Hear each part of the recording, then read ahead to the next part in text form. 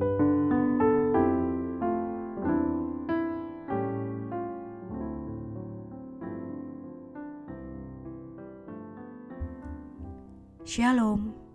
saya akan membaca dari buku Hidup yang Disucikan yang ditulis oleh Ellen G. White. Bab 9 dengan judul Yohanes di Pengasingan. Sukses luar biasa penyampaian berita Injil oleh rasul-rasul dan para pekerja lainnya telah menambah kebencian musuh-musuh Kristus.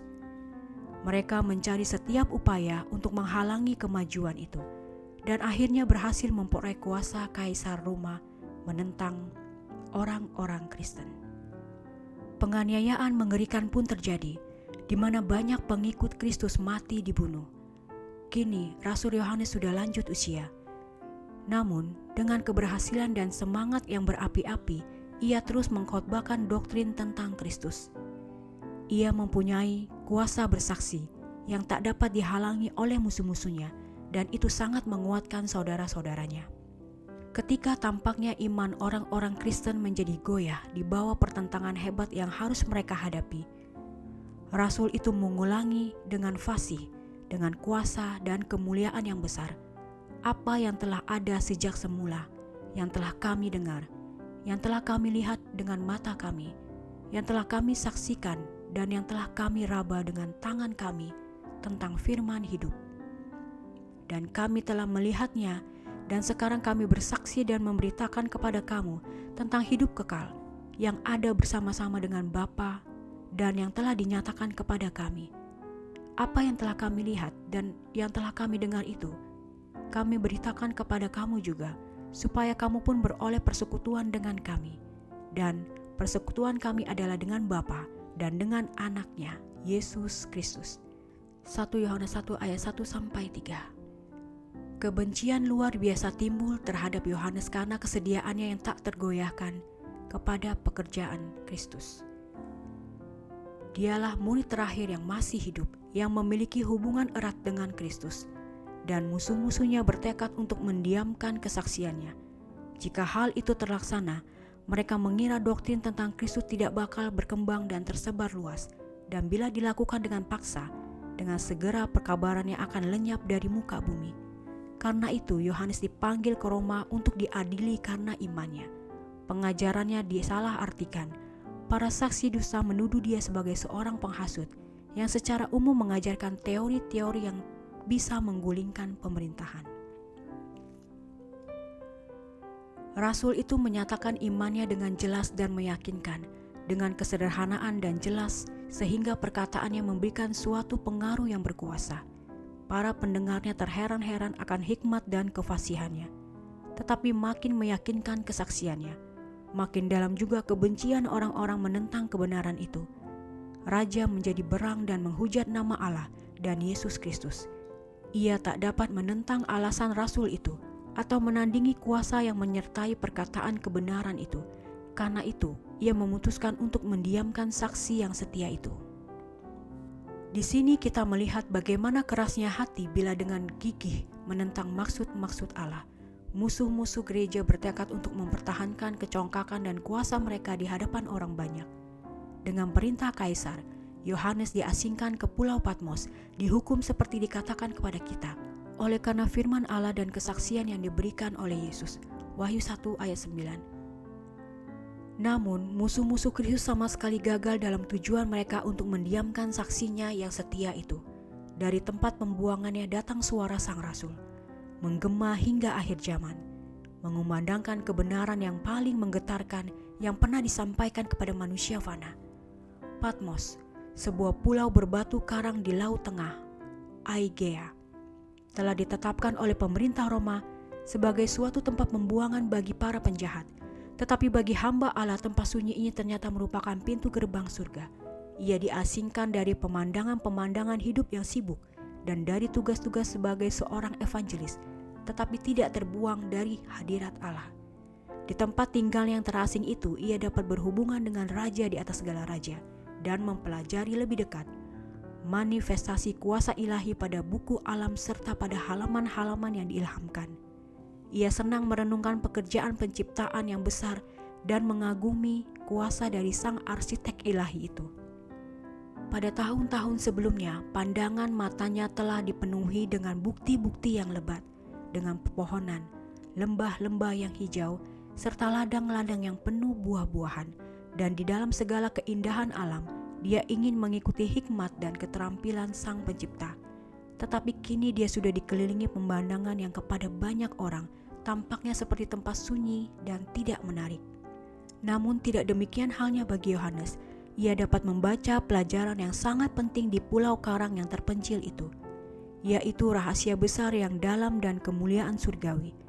Baginya, segala sesuatu itu memberi kesan mendalam tentang kuasa Allah dan menyatakan kemuliaannya.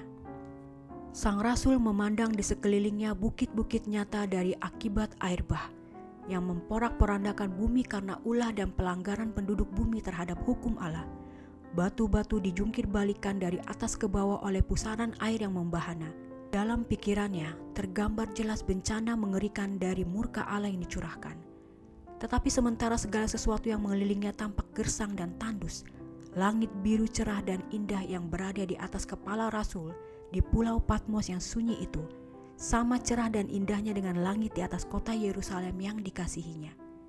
Sekiranya suatu saat seorang menatap kemuliaan cakrawala pada waktu malam dan memperhatikan kuasa pekerjaan Allah yang memenuhi angkasa raya, maka terlihatlah suatu pelajar tentang kebesaran Sang Pencipta dan kekecilan dirinya. Jika dia sombong dan merasa diri penting karena kekayaan atau talenta-talenta atau penampilan pribadinya, biarlah ia keluar pada waktu malam dan menatap bintang-bintang yang bertebaran di langit, dan belajar membuang keangkuhannya di hadapan hadirat yang maha besar itu. Dalam gemuruh air seruan yang sangat dalam, sang nabi mendengar suara kalik. Laut goncang dengan dahsyat oleh angin yang tidak kenal kasihan, menggambarkan kepadanya murka Allah yang geram itu. Gelombang dahsyat dalam goncangannya yang paling mengerikan, dikendalikan dalam batas-batas yang ditetapkan oleh tangan yang tidak kelihatan, menyatakan kepada Yohanes suatu kuasa yang tak terbatas mengendalikan samudra raya. Pada sisi lain dia melihat dan merasa kebodohan makhluk hidup yang lemah, bagaikan cacing tanah, namun membanggakan hikmat dan kekuatan mereka dan bertekad menentang pemerintah alam semesta, seolah-olah Allah sama seperti salah seorang dari mereka sendiri. Betapa buta dan teganya kecongkakan manusia itu. 1 jam berkat Allah melalui sinar matahari dan hujan ke atas bumi akan lebih banyak mengubah wajah alam daripada dampak yang dapat dibuat manusia dengan segala kesombongan pengetahuan dan usahanya yang gigih sepanjang umur hidupnya. Di sekeliling pulau terpencil di mana ia tinggal, nabi yang diasingkan itu membaca manifestasi kuasa ilahi, dan di dalam segala perbuatan alam terdapat persekutuan dengan Allahnya. Dengan kerinduan jiwanya yang sangat dalam kepada Allah, doa yang sangat sungguh-sungguh naik ke surga dari pulau Patmos yang berbatu karang. Sementara Yohanes menatap pada batu-batu karang itu, ia teringat akan Kristus, batu karang kekuatannya di mana ia berlindung tanpa gentar. Hari Tuhan yang disebut Yohanes adalah Sabat, hari di mana Yahweh berhenti setelah pekerjaan agung penciptaan yang dia berkati dan sucikan.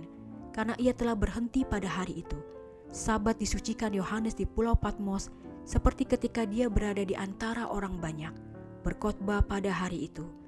Dengan dikelilingi oleh batu karang yang gersang dan tandus, Yohanes teringat akan gunung Horeb dan bagaimana Allah menyampaikan hukumnya kepada orang banyak di sana.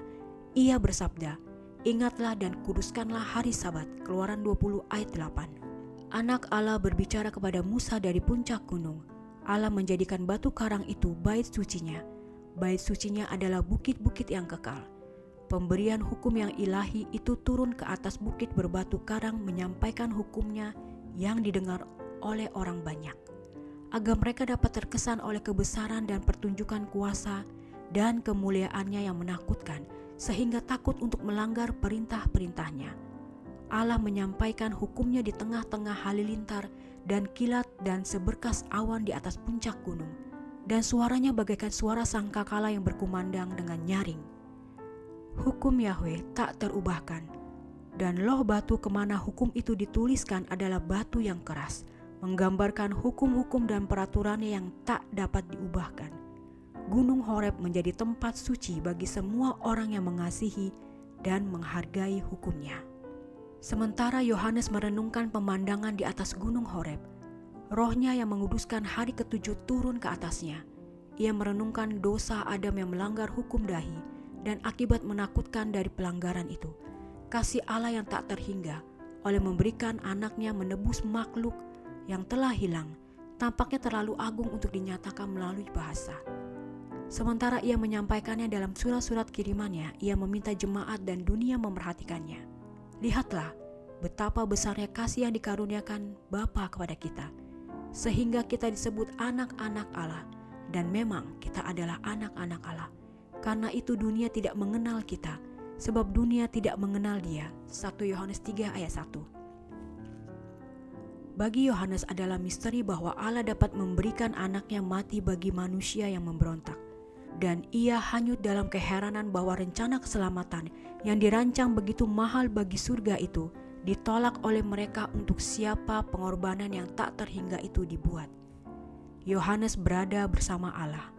Sementara ia belajar lebih banyak tentang tabiat ilahi melalui pekerjaan penciptaan, penghormatannya kepada Allah makin bertambah, sehingga ia bertanya dalam hatinya, mengapa orang-orang yang sepenuhnya bergantung kepada Allah tidak berupaya berdamai dengan Dia oleh penurutan sukarela? Ia maha bijaksana dan maha kuasa. Ia mengendalikan alam semesta dengan dunia-dunia yang tak terhitung banyaknya. Ia memelihara keagungan dan keindahan ciptaannya dengan sangat serasi. Dosa adalah pelanggaran akan hukum Allah, dan ganjaran dosa adalah maut. Di surga ataupun di bumi, tidak ada nada sumbang jika dosa tidak pernah masuk. Pelanggaran terhadap hukum Allah telah membawa segala penderitaan yang telah terjadi di antara makhluk-makhluk ciptaannya. Mengapa manusia tidak berdamai dengan Allah? Bukan masalah enteng berbuat dosa melawan Allah, membuat kehendak manusia yang jahat bertentangan dengan kehendak penciptanya. Menaati hukum Allah adalah untuk kebaikan manusia walaupun di dunia ini. Dan sesungguhnya berserah kepada Allah dan berdamai dengan Dia adalah untuk kepentingan abadi mereka. Binatang-binatang di padang mematuhi hukum penciptanya melalui naluri yang mengatur mereka. Ia berbicara kepada lautan ganas, sampai di sini boleh engkau datang, jangan lewat, disinilah gelombang-gelombang yang congkak akan dihentikan. Ayub 38 ayat 11. Dan air menjadi tenang mengikuti perintahnya. Planet-planet beredar dengan teratur menurut hukum yang telah ditegakkan Allah, dan semua makhluk yang telah dijadikan Allah di atas dunia, hanya manusialah yang memberontak. Namun ia memiliki kuasa berpikir untuk mengerti tuntutan hukum ilahi dan angan-angan hati untuk merasa bersalah atas pelanggaran dan merasakan damai serta sukacita atas penurutan. Allah menjadikan dia makhluk yang bebas memilih secara moral, menurut ataupun tidak. Pahala hidup kekal, suatu nilai kemuliaan kekal dijanjikan kepada mereka yang melakukan kehendak Allah. Sementara murkanya yang menakutkan itu akan menimpa mereka yang melawan hukum-hukumnya. Sementara Yohanes merenungkan kemuliaan Allah yang diperlihatkan dalam pekerjaannya, ia diliputi dengan kebesaran dan kemegahan pencipta itu. Sekalipun semua penghuni bumi yang kecil ini menolak penurutan kepada Allah, ia tidak akan kehilangan kemuliaan. Ia dapat menghapuskan setiap manusia dari muka bumi dalam sesaat dan menjadikan ras manusia baru untuk menghuni bumi dan memuliakan namanya. Allah tidak tergantung kepada manusia untuk kehormatan. Ia dapat memimpin bintang-bintang di alam semesta, berjuta-juta dunia di atas, menaikkan pujian dan kehormatan serta kemuliaan bagi pencipta mereka.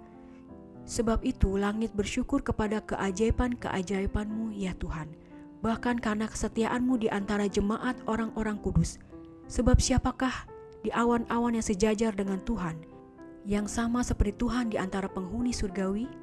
Allah disegani dalam kalangan orang-orang kudus dan sangat ditakuti melebihi semua yang ada di sekelilingnya. Mazmur 89 ayat 6-8. Yohanes teringat akan peristiwa-peristiwa luar biasa yang ia saksikan di dalam hidup Kristus. Dalam imajinasi sekali lagi ia bersuka atas kesempatan-kesempatan berharga yang pernah dinikmatinya dan ia sangat terhibur. Tiba-tiba meditasinya buyar. Ia dipanggil dengan suara yang jernih dan jelas. Ia berpaling ke arah datangnya suara. Dan sesungguhnya ia memandang Tuhannya yang ia kasihi. Dengan siapa ia telah bicara dan berjalan. Yang penderitaannya di kayu salib telah ia saksikan. Tetapi betapa berubahnya kini penampilan juru selamat. Ia bukan lagi seorang yang penuh kesengsaraan dan yang bisa menderita kesakitan. Yesaya 53 ayat 3. Padanya tak ada lagi tanda kehinaannya. Matanya seperti nyala api, kakinya bagaikan tembaga mengkilap, membara di dalam dapur peleburan. Suaranya bagaikan desau banyak air. Air mukanya bercahaya seperti matahari dalam segenap dayanya. Di tangannya ada 7 bintang, menggambarkan pelayan-pelayan jemaat. Dari mulutnya keluar pedang bermata 2 yang tajam, suatu lambang dari kuasa firman-Nya. Yohanes yang sangat mencintai Tuhannya dan telah berdiri teguh kepada kebenaran menghadapi pemenjaraan, pukulan dan ancaman maut, tak dapat menahan hadirat kemuliaan Allah yang sempurna dan rebah ke tanah seperti halnya orang mati. Kemudian Yesus meletakkan tangannya ke atas tubuh hambanya yang tak berdaya itu sambil berkata, "Jangan takut, akulah Dia yang hidup. Aku telah mati, namun lihatlah, aku hidup sampai selama-lamanya." Wahyu 1 ayat 17-18. Yohanes dikuatkan untuk hidup di hadirat kemuliaan Tuhannya dan kemudian ditunjukkan ke hadapan penglihatan suci dari maksud-maksud Allah pada zaman yang akan datang.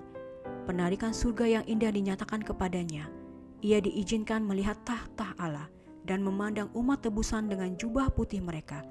Ia mendengar lagu-lagu pujian malaikat surga serta lagu-lagu kemenangan orang-orang yang telah menang oleh darah Anak Domba dan perkataan kesaksian mereka.